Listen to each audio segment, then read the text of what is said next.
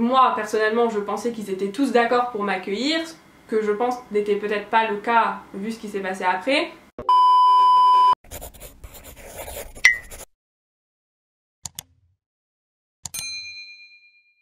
Hello, moi c'est Marie. Je suis expatriée et je partage ici ma vie à l'étranger. Tout a commencé quand j'ai quitté la France pour vivre aux États-Unis, où j'ai rencontré des amis et une famille pour la vie. De Nashville à Hawaï, de l'eau transparente des Caraïbes aux montagnes majestueuses du Canada, ma passion pour les voyages, mais surtout pour la vie à l'étranger, n'a cessé de grandir. En 2019, j'ai requitté la France pour vivre à Dublin, en Irlande. Je partage avec vous mes aventures, ma vie, mes storytime, mes vlogs. Bienvenue sur ma chaîne. Hello à tous, c'est Marie, j'espère que vous allez bien. Moi ça va super, je suis très contente de revenir en mode vidéo face cam puisque comme vous l'avez vu, ces dernières semaines on était en vacances en Irlande, donc là où on habite, et du coup je vous ai fait des vlogs. Donc la semaine dernière il y a eu un vlog par jour du lundi au dimanche, et du coup là on repart sur un planning normal, c'est-à-dire une vidéo par semaine. Je vais essayer à partir d'aujourd'hui de faire une vidéo par semaine sur ma chaîne YouTube et un article par semaine sur le blog. Il y a pas mal d'entre vous qui ne sont pas au courant que j'ai un blog, mais j'ai un blog voyage lifestyle, donc si jamais ça vous intéresse je vous mettrai le lien en boîte de description.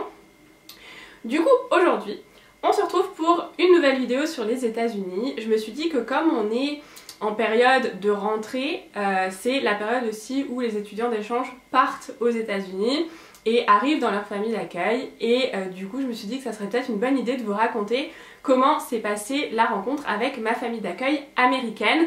Je l'avais légèrement évoqué dans mes vidéos où je parlais de mon changement de famille d'accueil, pourquoi j'avais changé de famille d'accueil et tout ça, mais j'avais pas vraiment raconté comment ça s'était passé.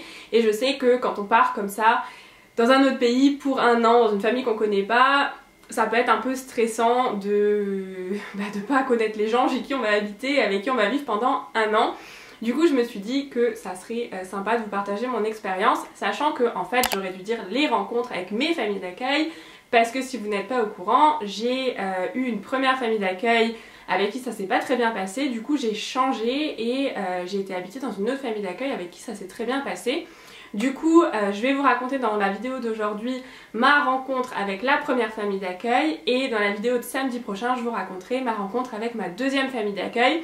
Comme ça, vous aurez deux expériences qui n'ont rien à voir, et vous pourrez après en ressortir les apprentissages que vous souhaitez. Du coup je vous mettrai aussi en boîte de description les liens vers les vidéos dont je vous parlais sur mon changement de famille d'accueil. Il y en a deux parce que c'est une longue histoire que j'ai raccourcie pour la vidéo, j'ai pas tout dit etc, mais le principal on va dire de comment ça s'est passé est dans les vidéos, donc je vous mettrai les liens des deux vidéos en boîte de description.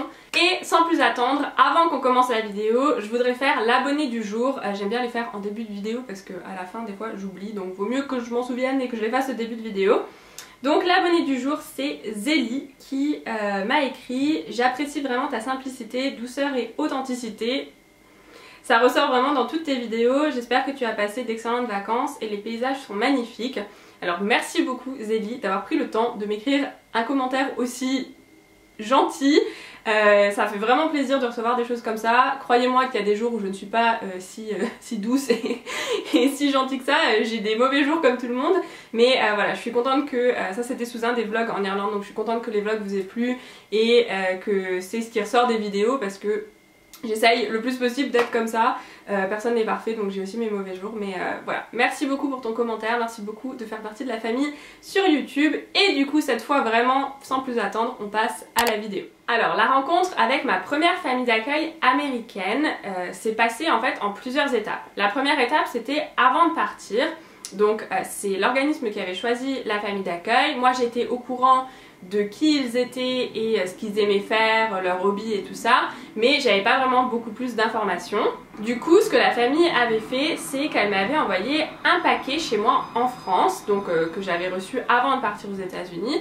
Et ça je pense que c'est quelque chose que les organismes recommandent aux familles, j'en ai pas la preuve mais j'imagine, tout simplement pour faire un premier contact, parce que c'est vrai que quand tu vas comme ça habiter dans une famille que tu connais pas à l'autre bout du monde et que la famille accueille un étudiant qu'elle connaît pas de l'autre bout du monde, c'est bien, enfin moi je suggérerais d'avoir quand même un premier contact quel qu'il soit de manière à pas arriver un peu comme un cheveu sur la soupe en mode hello, je suis là, bonjour, merci de m'accueillir. Donc du coup voilà, moi je l'avais beaucoup apprécié, c'était un paquet, il n'y a pas besoin de mettre des choses très compliquées ou quoi que ce soit. Il m'avait envoyé un petit carnet, il m'avait envoyé des choses un peu typiques de l'IDAO, donc ça m'avait fait plaisir. Et je me souviens qu'il y avait une carte et il m'avait aussi donné leur adresse email pour que du coup on puisse communiquer avant que j'arrive chez eux.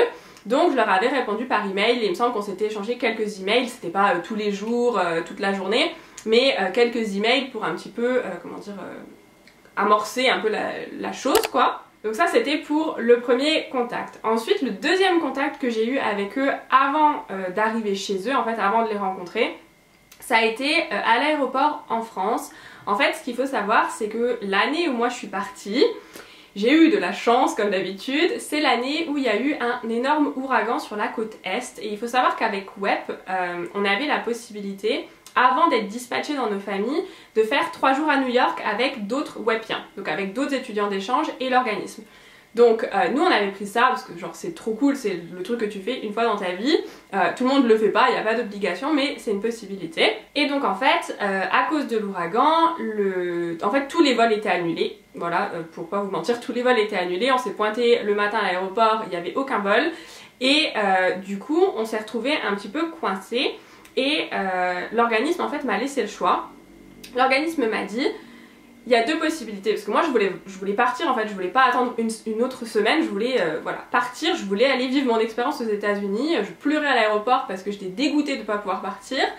Et donc en fait l'organisme m'a dit si tu veux partir, il y a deux possibilités. Soit on attend que l'ouragan passe, que les vols soient rétablis, qu'il y ait les réparations de faites s'il y a besoin dans les aéroports et tout ça, et dans une semaine on part tous 3 jours à New York, donc on reporte en fait le séjour et on fait ce qui était prévu et après on vous dispatche dans vos familles. Soit on te trouve un vol aussi rapidement que possible et tu pars directement dans ta famille sans les 3 jours à New York. Donc en fait, il fallait que je choisisse. Pour moi le choix il a été assez facile, je voulais partir direct dans ma famille. Genre à l'époque il n'y avait rien qui m'arrêtait, hein. Moi je voulais partir droit devant quoi, on fait pas marche arrière, on y va. Et on avait été remboursé pour les 3 jours, enfin bref ça posait vraiment aucun problème. Le seul problème que ça posait c'est que la famille ne m'attendait pas en fait à une date avant la date qui était prévue, parce qu'en fait ne pas aller à New York ça voulait dire partir en fait plus tôt dans la famille, enfin arriver plus tôt dans la famille et la famille fallait la prévenir quand même. Donc du coup l'organisme m'a dit avant qu'on prenne ton billet quand même il faut que tu appelles la famille et que tu leur demandes parce que si tu leur envoies un email tu sais pas s'ils vont pas répondre dans 3 jours quoi, il fallait une réponse dans les quelques heures. Donc la dame de WEP qui s'appelait Douchka, je sais pas si elle est toujours chez WEP mais elle était hyper gentille franchement, genre c'était les gens les plus efficaces le jour là alors qu'il y avait un énorme ouragan, qu'il n'y avait pas de vol, enfin voilà franchement ils avaient été super efficaces. Et elle m'avait dit voilà, appelle ta famille, vois avec eux si ils peuvent venir te chercher à une date plus tôt que ce qui est prévu à l'aéroport. Donc me voilà, me dirigeant vers la petite cabine téléphonique de l'aéroport à partir de laquelle tu peux faire les appels internationaux. Et je tape le numéro et là je tombe sur leur fille en fait qui habitait chez eux plus ou moins une semaine sur deux, un week-end sur deux, etc. Et elle me dit mes parents sont pas là mais si tu veux je peux te donner leur numéro de portable. Donc elle me donne leur numéro de portable et là genre j'étais un peu stressée parce que quand même t'appelles ces gens là que tu connais un petit peu mais pas vraiment, genre c'est un peu bizarre quoi. Et je les appelle et je leur explique. Alors il faut savoir que mon anglais était bon mais je parlais pas couramment, j'avais de l'anglais, il était meilleur que l'anglais scolaire mais je parlais pas du tout anglais couramment ou quoi que ce soit, donc en plus au téléphone, quand t'as pas les gens en face de toi, avec la qualité, etc., c'est différent quand même. Mais du coup, ma mère d'accueil me dit oui, y a pas de souci, on peut venir te chercher, et donc je l'ai fait répéter quelques fois pour être sûre que j'avais bien compris, parce que je voulais pas arriver à l'aéroport de l'IDAO en mode il y a personne pour venir me chercher, merci bien. Donc du coup, je l'ai fait confirmer, et elle m'a dit oui, y a pas de souci et tout. Donc me voilà partie et donc ça c'était le deuxième contact que j'ai eu avec eux. Ensuite donc la vraie rencontre que j'ai eue avec ma famille d'accueil, ça s'est passé donc à l'aéroport de l'état de Washington, parce que moi je suis arrivée à Spokane qui se trouve dans l'état de Washington, c'est l'aéroport le plus proche de là où j'allais vivre. Et je savais pas en fait qui allait venir me chercher. Parce qu'il faut savoir que du coup, la date avait été avancée. Donc eux, ils ont eu genre 2-3 jours pour s'arranger entre eux, pour savoir qui allait venir me chercher, j'imagine. C'était à 2 heures de route de là où j'allais vivre. Donc je savais pas en fait si toute la famille allait pouvoir venir, sachant que j'arrivais hyper tard. Je suis arrivée je crois vers 23 h, un truc comme ça, peut-être entre 21 h et 23 h, un truc comme ça. Sachant qu'il y avait 2 heures de route à aller, 2 heures de route retour, je me suis dit bon ok, il y a peut-être pas toute la famille qui va venir, c'est un peu, ça peut être un peu long et tout, il est tard, machin. Donc je savais pas trop qui j'allais rencontrer, donc ça m'avait rendu un petit peu, pas anxieuse, mais tu sais, t'appréhendes un peu, en mode je sais pas qui je vais rencontrer quoi. Donc du coup je suis arrivée à l'aéroport et là j'ai vu tout de suite, je l'ai reconnue parce que j'avais vu des photos, ma mère d'accueil qui était toute seule. Donc elle m'a accueillie. Honnêtement l'accueil ça allait, c'était pas un accueil hyper chaleureux avec des banderoles comme on peut voir parfois en mode wouhou on est trop contente de t'avoir et tout. C'était plus un peu en mode je te récupère, salut. Donc on s'est quand même fait un hug, je voyais bien qu'elle était quand même contente que je sois là et tout. Après j'avais pas trouvé que c'était hyper chaleureux. Et vous verrez, enfin si vous allez voir la vidéo sur pourquoi j'ai changé de famille, vous allez comprendre en fait un petit peu, on va dire comment ils fonctionnaient et leur style on va dire. Mais c'est vrai que j'avais trouvé ça pas très chaleureux. C'était, si vous voulez, le hug et tout c'était chaleureux mais il n'y avait pas beaucoup de conversation, elle savait pas trop quoi me dire, c'était un peu bizarre en fait. Et en fait moi sur le coup j'avais mis ça sur le fait que il était tard, qu'il y avait beaucoup de routes, que voilà, enfin moi j'étais complètement dans le jazz parce que j'avais fait 20 heures de voyage, j'avais peut-être dormi un peu mais j'avais pas mangé, enfin voilà c'était un peu... Disons que la situation faisait que c'était peut-être pas les conditions idéales. Mais sur le moment ça m'a pas énormément dérangée parce que du coup je me disais bah voilà il est tard et tout, on est tous fatigués, on rentre à la maison et puis on verra demain quoi. Donc c'est ce qu'on a fait, on est rentré, je me souviens qu'on s'est arrêté pour acheter des frites, il n'y avait pas énormément de conversation, après moi je me suis endormie parce que je pouvais plus lutter. Et après on est arrivé à la maison, il faisait complètement nuit donc j'ai pas vraiment vu grand chose et elle m'a montré ma chambre et moi je suis allée me coucher direct. J'étais épuisée, on va pas se mentir. Donc voilà, je suis allée me coucher et ça c'était la rencontre avec ma mère d'accueil. Après il y a eu la rencontre avec mon père d'accueil qui est encore une pépite. Donc le matin je me lève, j'étais un peu en mode j'entends qu'il est en bas donc je vais le rencontrer un peu, c'est un peu bizarre tu sais, le mec il s'est couché, il y avait personne dans sa maison, il se lève et il a une ado, c'est un peu bizarre. Mais du coup j'ai descendu les escaliers et je l'ai rencontré dans la cuisine et donc du coup je lui ai dit hi, how are you, je suis très contente de te rencontrer et tout, et puis je vais pour lui faire un hug. C'est un hug qui m'a rendu sans problème, mais en fait moi personnellement, alors peut-être que je suis naïve ou trop enthousiaste, mais moi je m'attendais à genre qu'il lance la conversation, mais comment ça va, ça a été ton vol et tout, hier soir, la route, comment tu te sens, bah écoute là il y a le frigo, enfin genre je sais pas, qui me mette à l'aise en fait, ou qui fasse un peu de conversation. Il est pas obligé de chambouler tous ses plans parce que j'arrive, c'est pas ça que je veux dire, mais tu reçois quand même, enfin je sais pas. T'accueilles quelqu'un chez toi, techniquement, moi personnellement je pensais qu'ils étaient tous d'accord pour m'accueillir, ce que je pense n'était peut-être pas le cas vu ce qui s'est passé après. Mais du coup tu te dis les gens ils accueillent une étudiante d'échange, c'est qu'ils sont enthousiastes, qu'ils ont envie de parler avec, enfin de lui montrer les choses et tout ça, et en fait c'est pas du tout comme ça que ça s'est passé. Lui il m'a dit bonjour, il a pris son petit déj et il est parti et on l'a plus vu. Donc du coup c'était un peu étrange, et puis vous verrez si vous allez voir l'autre vidéo, dans la suite des choses c'était toujours elle qui organisait des trucs et lui participait pas. En fait dès qu'il pouvait il allait juste faire sa vie, et en fait c'est ça qui moi m'a laissé penser que il n'était pas trop chaud en fait pour prendre une étudiante d'échange, parce qu'au final il n'était pas du tout impliqué et il n'était pas non plus enthousiaste, et en fait ça s'est vu dès les premiers moments, même si moi en fait quand je lui ai dit bonjour je me suis dit bah c'est juste parce qu'on se connaît pas, il est peut-être un peu timide et tout, mais en fait c'était pas du tout ça. Et du coup je lui ai fait un hug, et ça quand j'ai raconté ça dans ma vidéo précédente sur pourquoi j'ai changé de famille, il y en a beaucoup qui m'ont dit oui mais toi aussi en bonne française tu vas aux États-Unis, tu penses que tout le monde pense comme toi, du coup tu lui fais un hug, mais il faut te mettre un petit peu à la culture américaine, les Américains c'est pas comme ça, ils font pas des hugs à des gens qu'ils connaissent pas, et encore moins quand il y a une différence de sexe, un homme et une fille, donc en fait en gros, on m'a reproché de lui avoir fait un hug et de pas comprendre la culture américaine. Alors, excusez-moi, mais je pense quand même avoir un petit peu d'expérience dans la culture américaine. Et de mon expérience personnelle, je suis bien d'accord que tout le monde n'est pas chaud pour faire des hugs à des gens qu'ils connaissent pas, encore plus effectivement quand il y a une différence, donc quand c'est entre un homme et une femme. Je suis d'accord, et encore plus dans la culture américaine, parce qu'il y a des règles comme ça, un peu, on va dire, sous-entendues. Cela étant dit, de mon expérience personnelle, c'est pas du tout bizarre de faire un hug comme ça à quelqu'un que tu connais à peine ou à ton père d'accueil.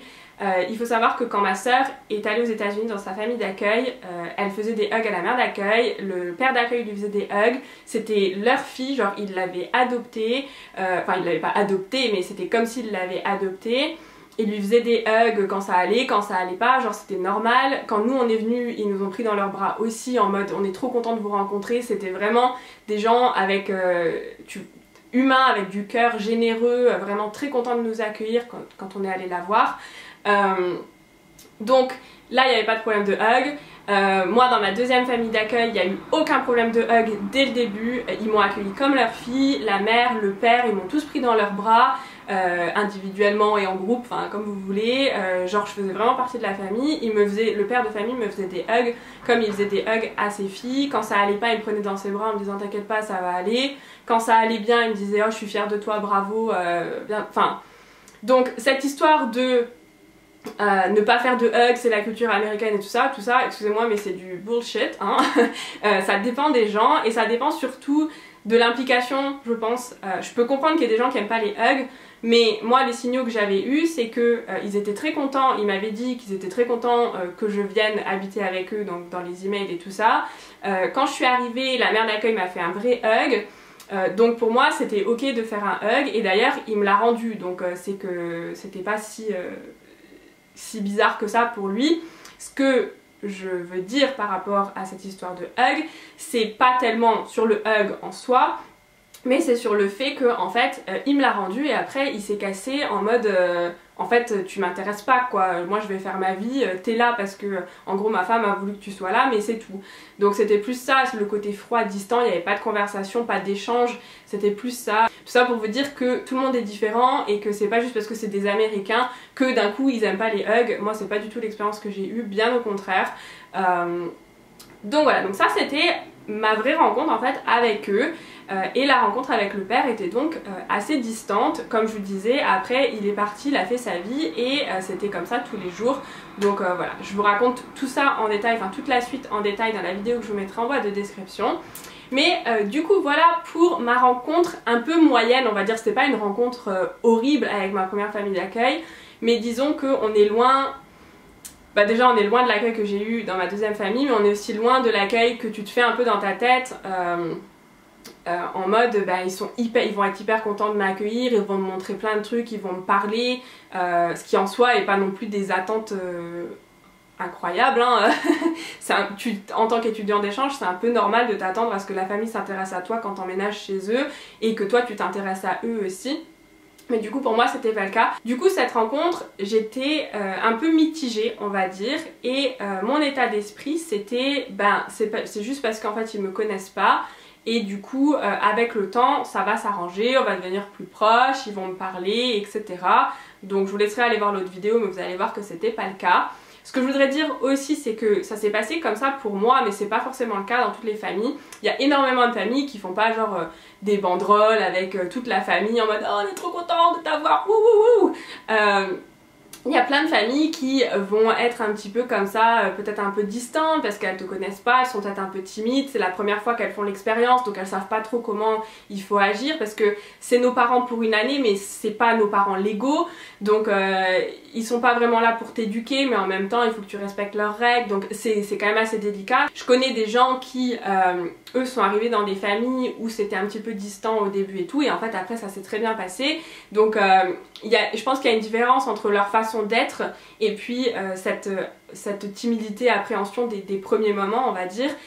Et moi je pensais que c'était ça, je pensais que c'était de la timidité, de l'appréhension des premiers moments où on n'est pas forcément à l'aise et tout, alors qu'en fait c'était leur façon d'être et bon je vous laisserai voir la suite dans l'autre vidéo.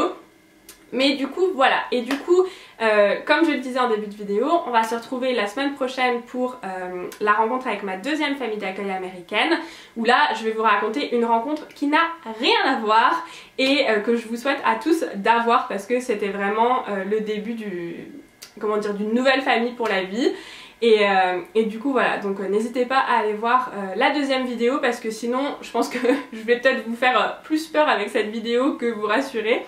Donc voilà, les deux vidéos vont vraiment ensemble, il faut les regarder les deux, ça va vous permettre d'avoir peut-être une meilleure approche, de ne pas avoir des attentes trop extraordinaires, mais en même temps de ne pas vous décourager si jamais ça se passe pas exactement comme vous l'aviez imaginé. Donc voilà pour cette vidéo, j'espère que cette petite story time on va dire vous a plu. Si c'est le cas, n'hésitez pas à me dire en commentaire. Si vous êtes déjà arrivé dans votre famille d'accueil pour l'année qui arrive et que peut-être vous avez même déjà commencé les cours, n'hésitez pas à me le dire en commentaire. Je vous en prie, racontez-moi, j'ai envie de trop savoir comment ça se passe pour vous, dans quel état vous êtes, si ça se passe bien à l'école, si vous aimez bien votre famille ou si justement vous trouvez que vous avez un peu des difficultés à vous adapter. Ça aidera sûrement les futurs étudiants d'échange aussi à avoir une meilleure idée de comment l'expérience se passe. Donc voilà, n'hésitez pas à me raconter, j'adore lire vos commentaires et vos petites histoires. Donc voilà, je vous laisse du coup la section des commentaires pour vos récits et moi je vous fais plein de gros bisous et je vous dis à la semaine prochaine pour la suite de cette vidéo. Bye! If I just showed up by your party, would you have me, would you want me, would you tell me to go fuck myself or lead me to the garden?